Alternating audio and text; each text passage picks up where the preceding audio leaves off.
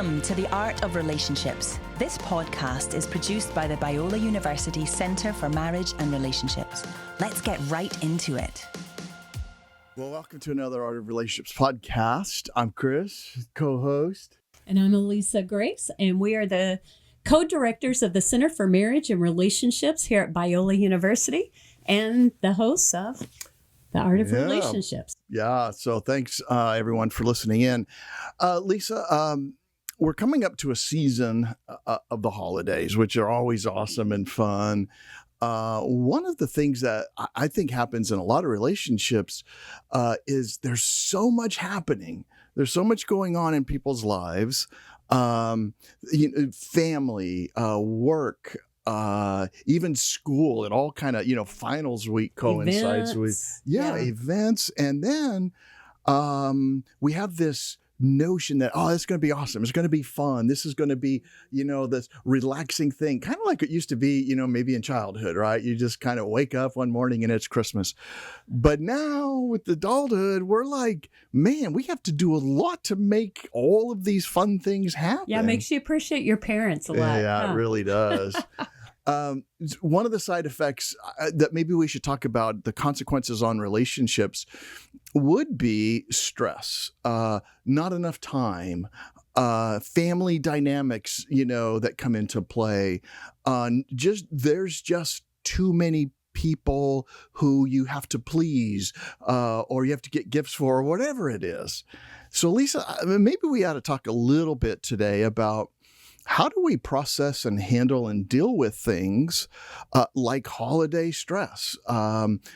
Beautiful, wonderful time of the year. We want to pause and say, this is awesome. This is, the reason for the season. We know that it's Jesus, right? That's the reason we do this. On the other hand, it can bring up a lot of things that make us feel stressed out. So, Lise, let's talk about it and how it works. Yeah, well, I think you touched on a lot of reasons why we have stress, right? And I think another one that we have to deal with, or that a lot of people may be dealing with, could be and we touched on this on a previous program. In fact, you can look at some previous episodes about navigating loss during the holidays. If you've experienced a loss, like a family member, that can really exacerbate the stress that you're feeling. And that can cause some tension right here, in between you and your other family members or friends. Yeah, it can. It can also be really impacted, our holidays, by someone that's maybe not doing well, someone that's sick, right? There's a lot of caregiving times in which, man, we're just overwhelmed with taking care of someone, and then we add on these other stressors. Yeah, and I think another one would be sometimes unrealistic expectations, right? I think especially as a mom, I have an idea. I've always had an idea of what I want the Christmas experience to be like for our family, for our kids, for our friends when they come. If they're coming for dinner, there's like a whole experience I have in mind, and I've spent like a whole month planning, not just the day before or that week of. I've spent literally a whole month thinking through, what's the menu going to be? What's the decor going to be? Where do I pick all this up? And I just find that I can get stressed out, and I can be not very pleasant to live with because of the stress of, don't you be looking like that. Just because I have such high expectations of what a wonderful, festive, meaningful time that it could be, but maybe to a point that it's unrealistic, and I've really got to check myself and be okay with things being not quite perfect. Yeah, and I think some of the stress can come in when people are different in that way, right? You're the one that plans and likes to have things. I'm the one that has bought Christmas presents for my family members at 7-Eleven at 10 o'clock on Christmas Eve. Because first of all, it's the only store open. I'm like, man, I got to go get something. And I only find it, like I go to thankfully, they have truck stops not far away. You can go to a truck stop. They have everything.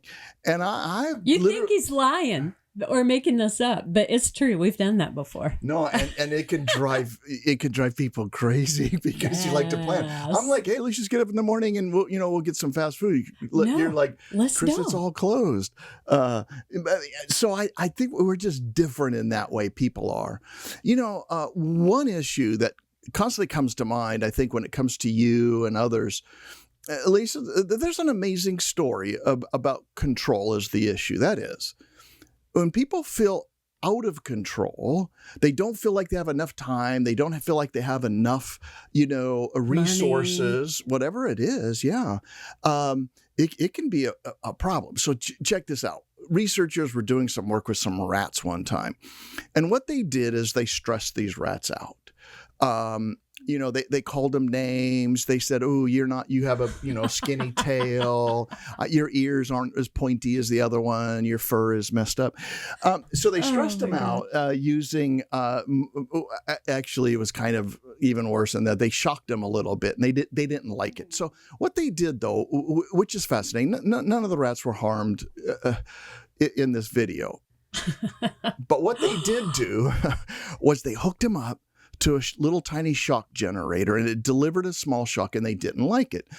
And so what it did was they would also, just randomly shock these rats at weird times. Well, what would happen was stress like that caused them to pour out all of these stress hormones. And if left that way, they would begin to develop things like stomach ulcers, right? Oh, yeah. And they would begin to develop other negative signs of being stressed out. But they found out something very interesting in this study. Again, they treated these animals humanely, and so everything was done well. But nonetheless, those that were getting shocked, if they had two things going for them. First of all, if they had any predictability of what was coming up. I think it's going to be an important word we're going to use and talk about how can I make this more predictable. So here's what they found.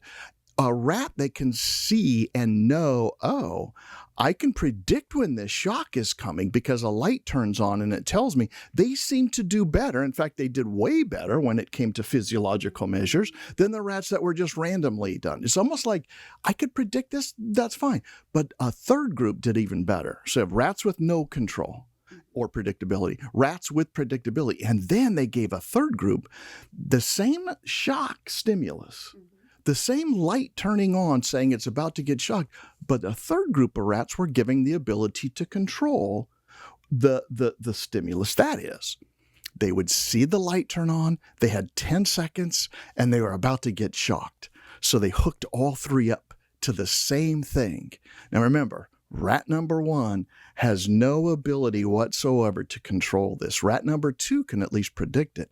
But the third rat that can predict it and control it by turning it off actually did just fine. And in fact, didn't have any of the problems, even though the rat number 1 was also not getting shocked. It still developed all of these issues because it didn't have control. Okay. Great study. Look it up. Rats in control and predictability. At least I think when it comes to the holiday season, if we can take something away from it, it would be this. What can we have under our control that allows us to deal with upcoming stress? So for example, I think the takeaway is if we have the ability to control, for example, small things in life when it comes to this, we'll do a lot better off. So these expectations, timing. Some have gone so far as to say, when they did this study with humans, Lise, that those that were in a nursing home did better if they were allowed the opportunity to say when guests got to come and visit.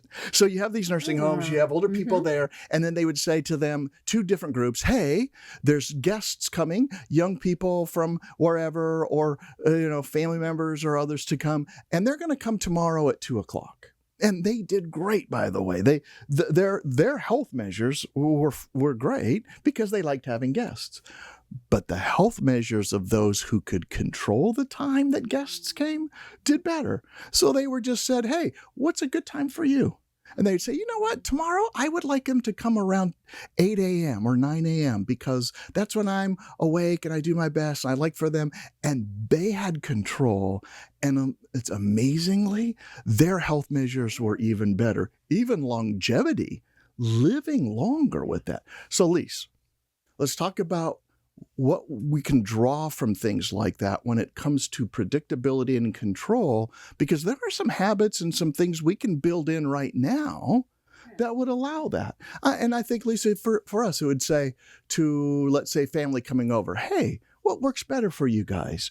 And if we said, let's do 2:00, and we just simply told them everybody show up at 2, that's fine. They can predict that and know that. But if we said, hey, what would work best for you?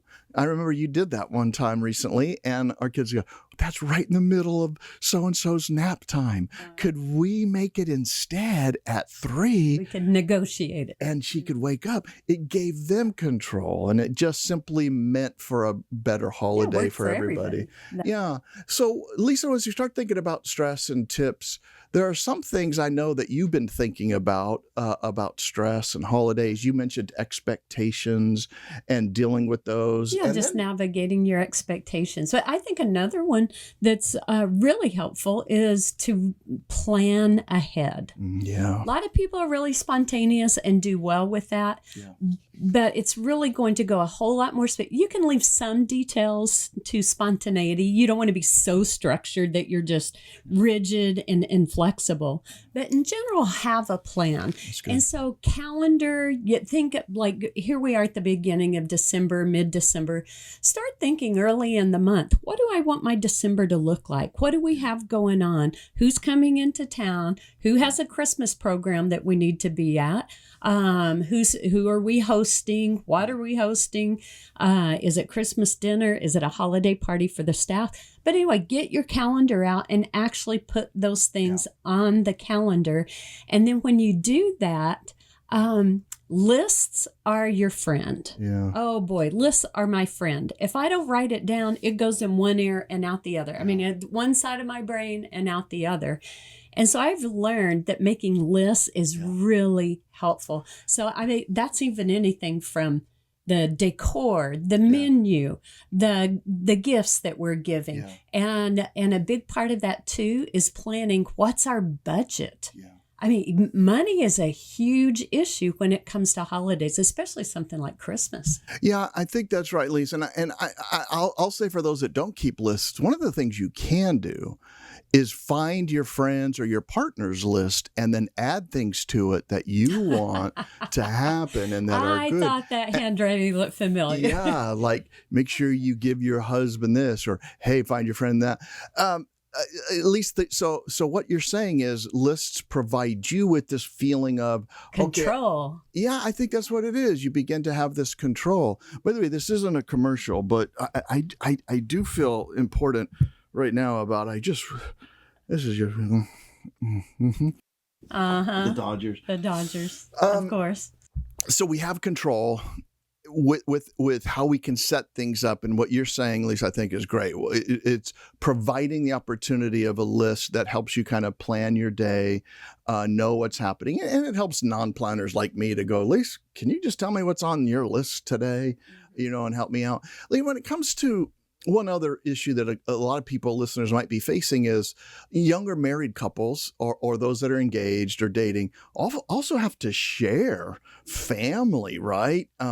So, our assistant, and workers around here that provide all of these wonderful things like this room and this Art of Relationships podcast. I'm thinking of Tatum specifically.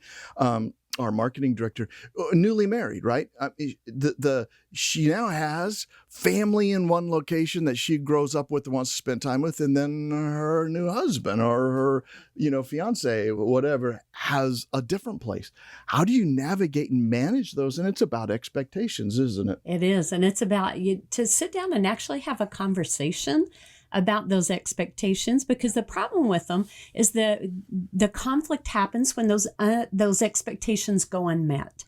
And oftentimes we don't even know that we have a certain expectation. So what do you do? Until it goes unmet. Yeah. And so what should you do at that point? So I think that's part of that planning ahead. Part of that has to be a conversation where you sit down and say, hey, Chris, let's sit down and let's look at December. Let's look at what do we want our month to look like? Because there's a lot of pulls on our time, our attention, our money. And so let's just talk about what would it look like to have for Christmas to be really special and meaningful to you. Tell me a little bit about what that looks like and sounds like to you. No, that's great. I remember, newly married, we're going to different homes and spending, because one family's in Colorado, another one's in Texas. But even then, I remember, Lisa, this expectation I had when we'd go to your family's home.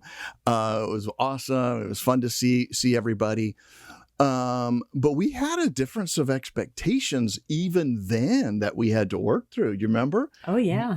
Mine was I would kind of be part of everything, of course. But then all of a sudden I started to feel like, wow, you finally are with a sister, you're with your nieces and nephews, you're with your mom and dad, and you're with friends. And pretty soon I started to feel left out because I wasn't part of some of the conversations, the shopping, going back the day after Christmas and doing everything. And we had to sit there and talk about, wait a minute, hold on here. You're spending a lot of time with your sister. You're spending a lot of time with your, niece and nephew, and that's fun. And I wanted that, but we had to deal with, but I'm feeling left out a little bit. I don't know if you remember that or not. Oh, yeah. Well, It wasn't your home. It wasn't your family of origin, and you didn't feel as comfortable. Yeah. And so I really had to check myself and work in space in there to make sure that we were staying connected. Yeah. And then you really worked hard to give me the freedom to spend time like with one-on-one with my sister. Yep. And, because that was important to me too. That was part of my expectations. But we had a lot of conflict over that, if you remember, until we actually sat down and talked about those expectations before we went. Yeah. And then making adjustments once you're there. I think that's the key, Lisa, dealing with expectations and you, I think, checking yourself. Check yourself. Check yourself. Before you wreck yourself. So at least when you have these other families, when you have the people coming over and lots of other things, there are some other tips that we've kind of developed that we think would be helpful. Give us another one that you would say has been really helpful for you and for people. Yeah.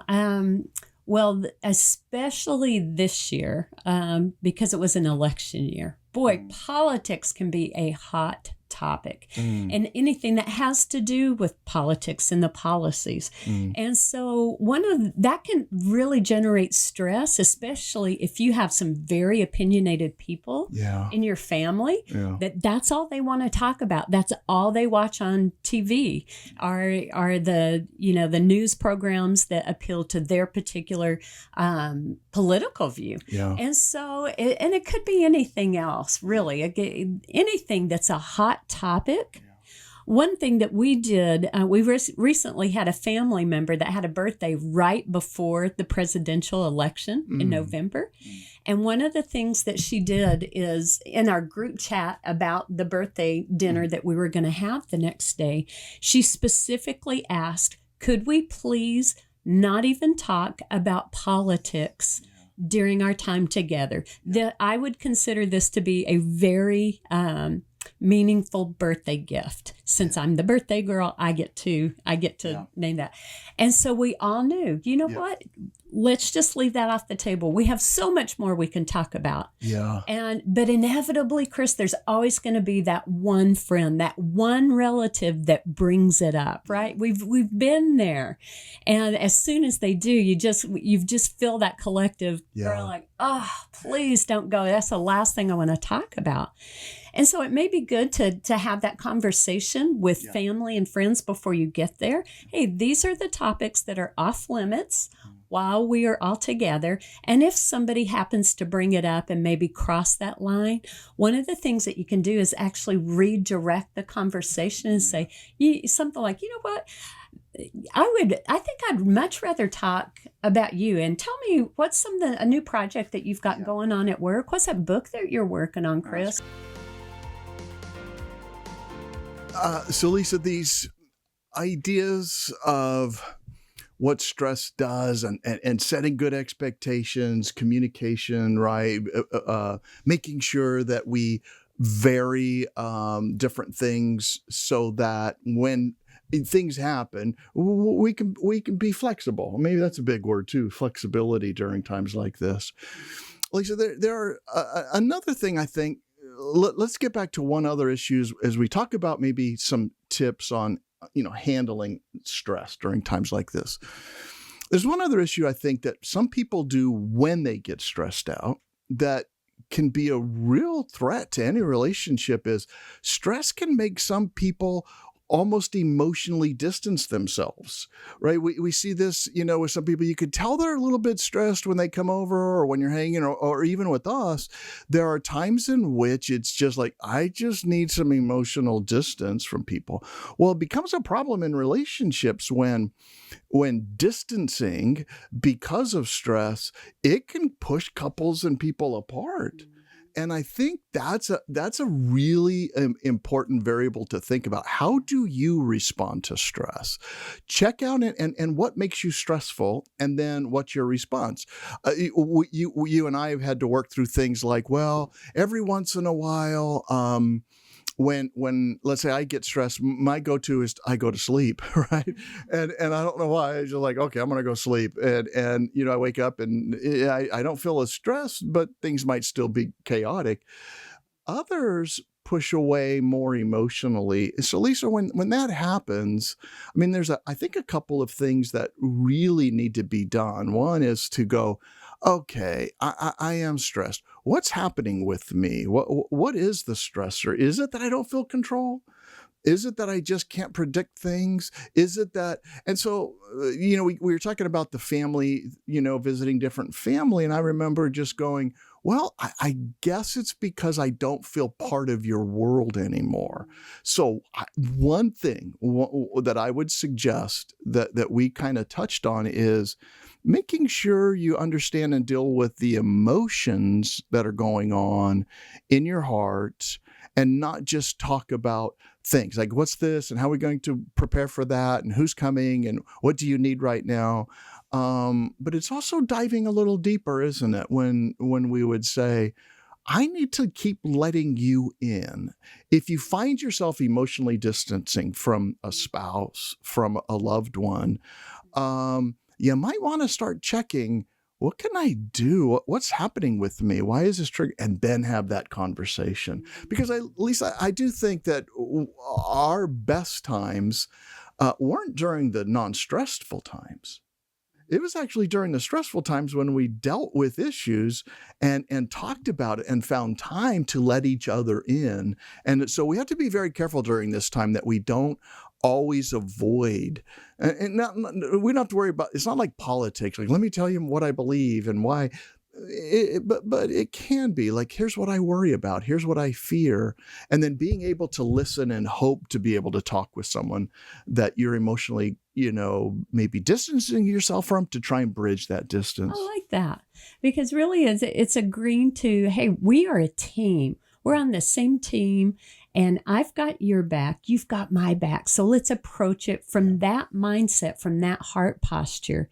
And I think that goes a long way when you have that kind of mindset to being able to work together, to negotiate, to compromise, to be willing to see the other person's and interests and their expectations, and working hard to make that dream happen for you, and you doing that for me. Because when you feel like, oh, they've got my back, you understand me, you get me, you value me, you appreciate me, you balance me out, and we're iron sharpening iron, but we're also really facing this together, shoulder to shoulder.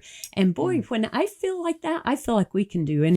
Yeah, I think you're right, Lisa. And there are some couples that are struggling in this area, right? There's this slow kind of burn, and what it does is it's this distance starts to increase. And so I would say during stressful times, really one of the things you can do, begin to identify what is this trigger, but use that to also go, what's going on in my heart with this? And then start creating time to, like you said, listen to another person and say, all right, listen, I'm stressed out. I know you're stressed out. Can I just get a peek into your heart right now? I just want to listen. What's happening? And now, because we have big disagreements about, things like, how do you set up for a party? How do you have people coming over? I'm like, who cares? Paper plates and, whatever in the refrigerator. We've got some pickles we can throw out for, appetizers. And so it's just that, hey, I remember listening, one time to you. I didn't agree, but just being able to hear you was like, okay, so you really want it to look this way and feel good about it. I really don't care. You know what? I can make that happen a little bit better. I can shower this week. I can, clean the room. I can get ready and help you in that way. And then you would oftentimes say, Chris, just use this for you. Go away for a couple of hours if you need to. Go take a nap. Go take a nap. Get out of my hair. So, Lisa, there are some other things you can do, I think, as you prepare and think about this. One, I think that you've talked about before is just that time that you can use to prepare your heart as a time like, Lord, use this time for me and help me. But you got to start with doing that, talking to the Lord about this and even preparing your heart. Yeah, it really takes, I think it's that daily commitment to spending time with the Lord. Mm-hmm. And some people like to do that in the morning, some in the evening when they're more awake. But for me, what works for me is to do it the first thing in the morning. Maybe I've got to get up about 15, 20, 30 minutes earlier before when I need to really start going. For me, actually, I try to schedule in a whole hour if I can, because for me, that sets the tone for the rest of the day. It really helps me align my heart with the Lord's and to get on the same page as Him. And because before I can be a teammate with you, I've got to be a teammate with the Lord and find out, Lord, what's your perspective on this? What do you want to say about this? Is there a work that you need to do in my heart to let go of these really kind of unrealistic expectations of the event or of my family? Lord, I don't want to be an ogre to live with, but I want to create something special, meaningful. So where do I find that balance? And I need the examination of your word, of your spirit going on in my heart. And so if I do that in the morning and I just grab my cup of coffee, I don't even look at my phone. I don't even look at my phone, text, nothing. I just get my cup of coffee, I get my devotional, and I get my Bible, and I just start with the Lord. Okay. And Lord, what do you want to say to me today? Yeah. How do you want to align my heart with yours? What do I need to let go of? What do I need to build in? Yeah. And then just taking time to sit and be quiet and listen. Yeah. And so one of the things I want to do, that we want to do for our listeners, for our viewers, is I asked some friends, what are some Christmas devotionals that you really love? And so we're going to put a link to that in the show notes today for this particular episode. And we'll have that on there in the link so that you can go and check that out. Good. But to start that and get that in place really impacts the way the rest of the day plays out. Because if I'm not spending time with the Lord, I'm much more snippy. I'm much more selfish. I'm much more unrealistic. But when I've spent time with Him and I've really let His presence and His word soak into my soul, that's when I'm much more willing to be giving, to do it somebody else's way, to put their interests ahead of my own, to be forgiving, to be quicker to ask for forgiveness and, really admit when, I messed that up and I really wish I would have said that differently. So that time with the Lord for me is absolutely key. That's got to come first before everything else. So, Lisa, in a busy world, whether it's you're taking exams, whether you are have young kids in the home, whether you're older and you have older kids, nonetheless, it's still a busy time. So, what you're saying is, make that a priority. One way you could do that too, I think that works for a lot of people, is they combine that with other things that are real helpful during stressful time, like a walk, or exercise. I remember so many times you're like, you would go exercise or walk and you would have, your headphones on or your AirPods in, listening to something that would bring you, closer, or feeds my soul. Yeah, feed your soul. And so sometimes for people that are busy, for me, oftentimes it's, let's say, driving or being in a quiet place where it just is easier for me that way, like you said, to find that I can feel like it's feeding my soul, and at the same time, I can combine, something that I have to be doing with that. So, Lisa, I think as we talk and wrap this up about dealing with holidays, dealing with, the stress, we talked about things like making sure it's that you do have time with the Lord, first of all, that you do have times to set and talk about expectations, right? That you do open up and use this as a time to really go deep. Lord, what are you telling me during this time? Those can be beneficial times where God really does work. We talked about expectations and control and planning and having a budget, watching your spending, plan every dollar, and then stay on that budget. Yeah. I guess a final word would be, it's not just the holidays. Any time it can be stressful, and we can, be dealing with these kinds of things at any time of the year, especially now, of course. But it really isn't the fact that we're stressed. It isn't the fact that things are difficult. We all have family members. We all have friends. We have relationships that, we don't necessarily feel like we're functioning very well together. But it's how we respond to that. It's how we prepare for it. And you could take the most stressed out people in the world. I think about Mother Teresa, and people that give, all day long to people and those that are hurting, and they still thrive in who they are, because I think they have a solid place that they're starting with. And you don't have to struggle. You don't have to go off this deep end. But there are just some important things to get into place before this all happens. Yeah. And I think just a closing thought before we wrap it up. If there was one question that you could ask every day that could change the whole tenor of your relationships, whether it's marriage, whether it's with your kids, your in-laws, your friends, if there was one question that I'd recommend, it's to ask this: how can I help you today? How can I help you today? Yeah. I try to do that. You're running out the door this morning, getting ready for class, and you're grabbing your backpack, you're getting all your materials, and I hear you coming down the hall, and I just look and say, okay, what can I do to help you? Yeah. How can I help? Yep. And when you do that, it really communicates to the other person, you know what? Hey, I've got your back and we're on the same team and we can handle this together. You're not alone. You don't have to do it by yourself. I'm here to help. How can I help you? Oh, man, it's great. And it's great to be asked that. You can do this with our kids. You can do this with your roommates. Hey, what's one thing I could do today to make it, just to make it better for you? Is there anything I can do today? And that right there is just a great little simple thing that we can be doing. Because even if there's not something that they could actually do, just the fact that you asked means the world. Yeah, no, thank you. You asked, and then I just said, do you mind changing the oil on my Jeep and then tuning it up? And you're like, you got it. You handed me your LA Dodgers cup and had me fill it up. Oh, is that what I did? Yeah. Yeah. Okay. Yeah. So thank you for doing that. That was awesome.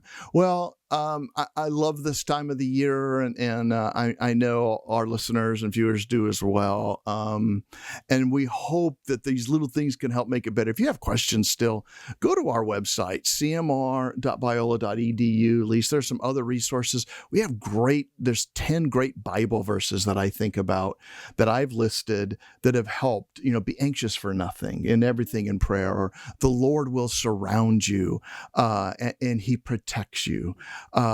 There's so many that come to mind. And one of the things that I frequently do will pull up these 10 verses, and I just feel anxious or stressed, that talk about how he is for us, not against us, and turning to him during times like this. So we'll find those favorite verses that you have, post them nearby, take time in the morning, like you said, connect with the Lord, and then deal with some of these other little things. But check it out. We have other resources out there for you.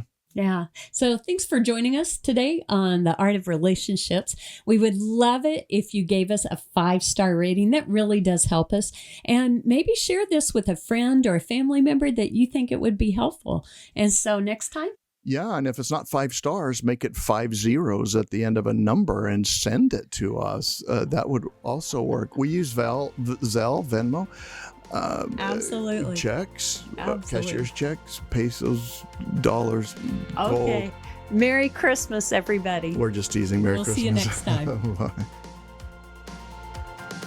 We're very glad you joined us for today's podcast. For more resources on marriage and healthy relationships, please visit our website at cmr.biola.edu. We'll see you next time on The Art of Relationships.